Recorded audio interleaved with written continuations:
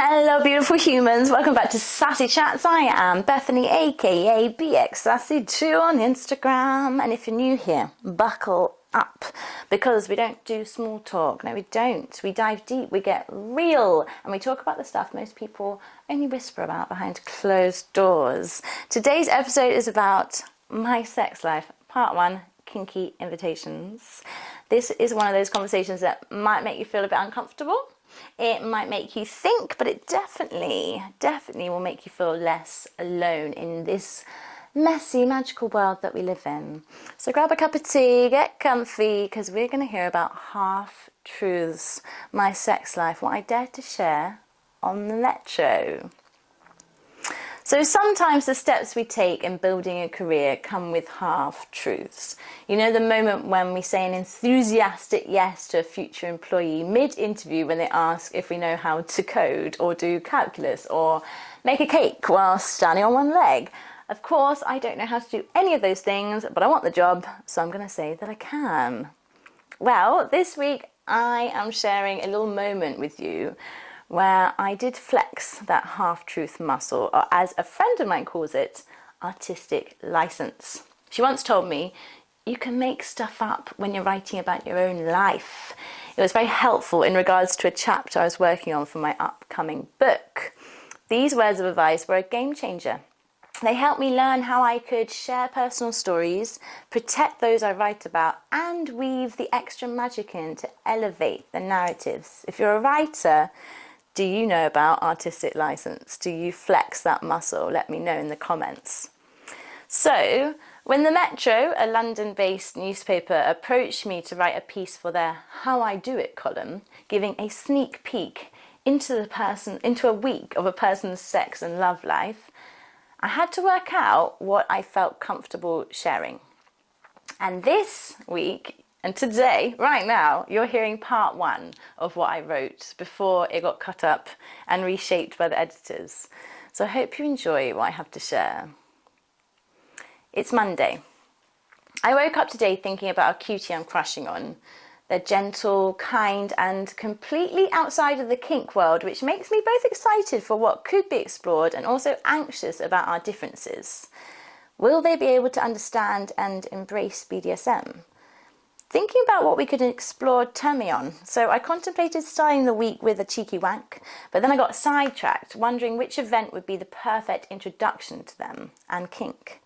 So instead of reaching for my toy, I picked up my phone and started scrolling through my calendar. It's a busy, sassy week ahead. There's the Shibari Partner Beginners class, an Impact Play workshop, the London Fetish Film Festival, and a Flinter, which is female, lesbian, intersex, non-binary, trans and agender kink party. I just couldn't work out which one of these would be the most enticing to my vanilla-flavoured crush, so I settled on the Shibari class. Less nudity, more rope, should work. So I dropped my crush a casual message asking if they wanted to join.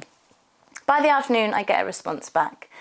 They're busy, but they're interested in future events, which is great, makes me feel hopeful, but it is also a bit of a bummer because a lot of these Shibari classes you can't go to without a partner or a friend to play and practice with. It's the practice of Japanese rope tying, so you generally need another human.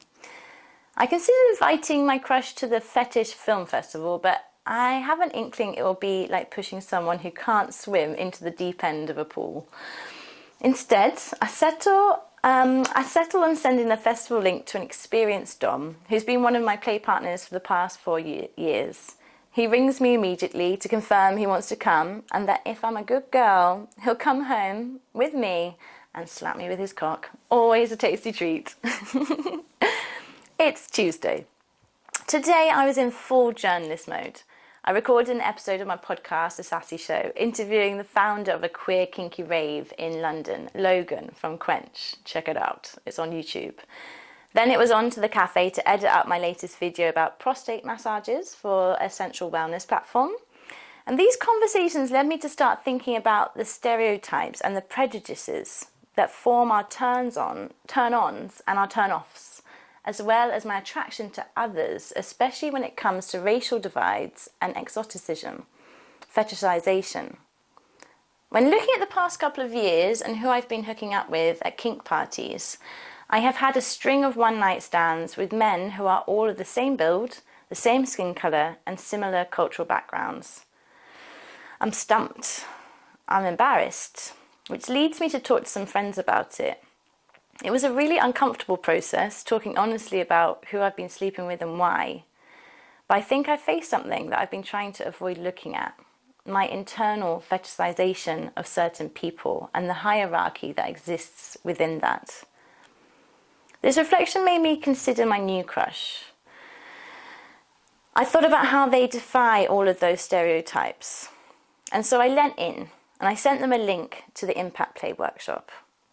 It is a bit of a bold move, I know, but I thought it could be helpful for them to conceptualize and contextualize the possibilities that exist in kink. I follow up the message by saying, think spanking, sensation dynamics and conscious kink. They reply saying they're not sure they're ready for conscious kink. Ooh, I take a deep breath, digesting this second rejection before reminiscing on my own journey of entering kink spaces and engaging in BDSM. My kinky mentor, who became a play partner, would often tell me, BDSM is a marathon, it is not a sprint, Bethany. And I remember how long it took me to feel comfortable to engage in play, let alone talk about desire and fantasies. I decided to send an encouraging message to my crush, suggesting they always go at the pace that feels right for them. Though despite my calm and secure response, I'm actually feeling deeply impatient inside and insecurity starts to bubble up, recognizing that maybe this crush isn't quite the right person for me. My anxious attachment style is staring me in the face by the time I brush my teeth, so I go to bed with Bell Hooks' book All About Love and reread her chapter on healing, redemptive love. Her words remind me that being positive, lying in a permanent state of hopefulness, renews the spirit, and recognition of a wound is a blessing because we're able to attend to it in ways that make it ready to receive love. I then make a radical decision for 2025 to give up one-night stands for the whole year. It will be a new chapter of building more meaningful connections because boy, oh boy, do I want a love relationship and I want it to be life-enriching. It's Wednesday. I don't know whether it's foolishness or it's just blind hope, but I send yet another proposal to my crush today. I boldly voice noted them an invitation to visit me at my mother's house after Christmas. Having crawled through their minimal profile on Instagram, I know they like dogs, so I try to entice them by heavily emphasizing we'd be looking after a very cute dog. I'm not expecting a reply for this one. It's a bit intense even for me, but it's Christmas after all, and love actually has polluted any sense of rationality when it comes to romance at this time of year. I let myself be distracted by having my kinky mentor around for the evening. Usually we would play together, accidentally tripping on each other's genitals and falling into comfortable routines of biting, spanking and shagging. But this time he's tired and I'm on my period, so we just chill. And I give him a massage, which was anything but erotic, with my elbows pushing into his muscles, pounding on his tense back and pummeling out pain. It was a bit of a workout, if I'm honest. As we hug goodbye, I ask for a big squeeze. He obliges, wrapping me in his arms, holding me tight before releasing and giving me a light tap on the bottom. Cheeky. And that's where I'm going to leave you today, beautiful humans. If this resonated with you, if you felt seen, if you felt called out, if you felt less alone, then you need to check out my newsletter because what you just heard is just the beginning. Every week on Substack, I share the raw, unfiltered stories with the visuals that bring these experiences to life. I scatter these words with self-portraits that show intimate moments and full vulnerability and most my naked glory. The link is in the description, and trust me, you don't want to see, oh you do want to see the complete picture. Maybe not at work. If you're loving these conversations, hit subscribe on YouTube, follow along on Spotify, and share this with someone who needs it, because the more we talk about this stuff, the less power the shame has over us.